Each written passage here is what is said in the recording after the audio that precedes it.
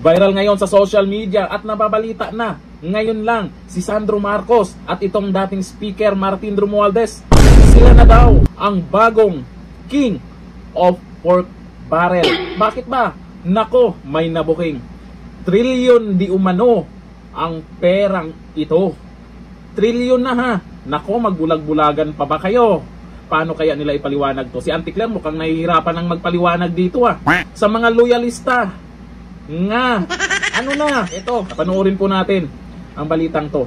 At i-share po natin ito kasi yung iba dyan baka nagbulag-bulagan. Ito, ang video. Sa 30 bilyong piso ang tinatawag na allocables nila Presidential son Sandro Marcos at former House Speaker Martin Romualdez. Paldo. Ayon sa PCIJ, ito raw ang bagong muka ng pork barrel at ang dalawa ang alleged pork barrel kings. Wow. May sagot naman ang Malacanang dito. Ang detalye sa agenda report ni Ivy Reyes. Auntie Claire, pasok! Wala ang Pangulo sa anak niyang si House Majority Leader Sandro Marcos na kaya nitong tugunan ang mga kwestiyon laban sa kanyang allocable projects sa 1st District ng Ilocos Norte. Ang allocable ay termino sa DPWH na nangangahulugan ng automatic funds sa ahensya para pondohan ang mga infrastructure project na nakatuon sa social development. Sa isang report ng Philippine Center for Investigative Journalism o PCIJ, napag-alaman na top 1 and 2 sa listahan na may pinakamalaking allocables si Congressman Sandro at si presidential cousin and later 1st District Representative Martin Romualdez. Wow, ha? Ayon sa PCIJ, sa 1.2 trillion peso Trillion mula 2023 hanggang 2025, 15.8 billion pesos ang napunta kay Congressman Sandro at 14.4 billion pesos naman kay Congressman Martin. Naku po. Alam naman po ng Pangulo na alam ni Congressman Sandro Marcos ang kanyang ginagawa at alam niya po kung paano ito sasagutin. Nagsimula ang pag-usbong ng allocables noong 2023 sa ilalim ni dating DPWH Secretary Manuel Bunoan sa pamamagitan ng tinatawag na BBM Parametric Formula o Baseline, Balanced, and Managed Formula na tanging si former DPWH Undersecretary Catalina Cabral lang daw ang nakakaintindi. Ipinapasok ang mga allocable sa National Expenditure Program o President's Budget. Kung bakit nanunood mula sa District Engineer hanggang sa pinakamataas na pwesto sa DPWH ang issue sa allocable, nagmumula kasi ang BBM Parametric Formula sa mga District Engineer. Sila ang magbibigay ng listahan sa mga kongresista ng allocable projects na sasapat sa ceiling fund per district. Mamimili ngayon ang kongresista kung ano-anong proyekto ang maisasama sa pinal na listahan ng kanyang allocable. Pagkatapos, nasa kamay na ni former Yusek Cabral ang bola kung magkano at anong projects ang i-endorse ng DPWH at ng Budget Department. Ayon yan kay dating DPWH Yusek Roberto Bernardo na hindi rin daw alam kung paano nangyayari ang computation ng allocable.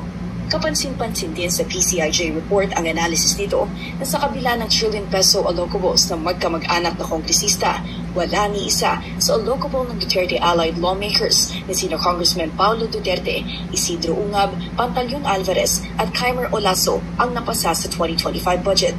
Para sa agenda, Ivy Reyes, Billionaire News Channel. Anong masasabi nyo mga loyalista? Nga, kaya pa ba nung una? Milyon lang ang pinag-usapan, ang daming nagyayaw-yaw dyan, ang iingay nila. Ikulong na yan, mga kurakot. Netong nakaraan, bilyon na ang pinag-usapan, unti-unting nananahimik yung iba. Eto ngayon, trilyon na. At di umano, etong dalawa ay king of pork barrel. Kawawars ang mamamayang Pilipino. Akala natin, yun na, nakaraan, yung sa flood control projects, malaking pera na yon. Yung insertion, malaking pera na yon. Eto may bago na namang lumabas.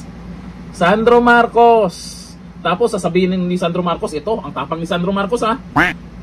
Magpapaimbestiga siya sa ICI. Aba, yung mga loyalista, nga, believe na believe. Kay Congressman Sandro Marcos, ang tapang daw, malamang wala daw tinatago yan, magpapaimbestiga. Paimbestigahan daw yung sarili sa ICI. Baka nakakalimutan nyo. Sino ang nagbuo ng ICI? Ang papa niya. Sino ang naglagay ng or nagbigay ng budget dyan sa ICI? Papa niya. Sino ang pumili ng mga tao, mga naglagay kung sino yung ilalagay yung taong pwedeng mag-imbestiga dyan? Kapan? Alangan hindi maglakas loob yun. Doon sa Senado. Kung gusto talaga niya, ako mismo, bibilib ako kay Congressman Sandro Marcos kung siya mismo magpaimbestiga sa Senado. Sa ICI. Sa Senado. Napabalita na sa Billionario News Channel. May mga post na rin po yan sa social media. Kanina may mga nakita akong mga post yan, kumakalat na paunti-unti Nakikita na natin yung pagmumukha ng dalawa. Pero siyempre, tinitingnan natin sa media kung totoo yan. Kasi malay natin, di ba, panggulo na naman yan. Nakita ko dito sa Billionario News Channel, ibinalita na rin nila. Ibig sabihin, talagang may nangyayari na namang ganyan kalaking perang pinag-usapan. Baka naman, baka naman, pagdating sa huli, Duterte na naman ang iimbestiga. Baka isisina na naman sa Duterte ito, Anong year yan? 2023 ba yun? Kung hindi ako nagkakamali. Susta ng Duterte na naman. Hindi, Duterte, kasalanan ng Duterte to. Imbestigahan sa Davao City, kasalanan ng Duterte to, kaya nagkaroon ng ganitong korupsyon.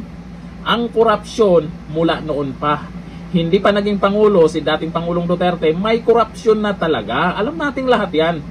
Pero, yung korupsyon na yon, paunti-unti lang. Para hindi halata ba? Ngayon, todo na to. Kaso nga lang, napansin ko si Auntie Claire parang walang masyadong sinasabi tungkol dito Kaya ni Sandro Marcos yan. Kayang ipaliwanag ni Sandro Marcos yan. Kayang ipaliwanag ni dating Speaker Martin Romualdez yan. Kayang-kaya nila yan. Ang tanong, bawat paliwanag ba nila? Naniniwala pa ba ang taong bayan sa pinagyayaw-yaw nila? Yun ang katanungan dyan. Ikaw, naniniwala ka ba na malinis itong dalawa? Naniniwala ka ba na malinis ang linis nila? Comment tayo dyan Dito na lang. Thank you. Bye-bye.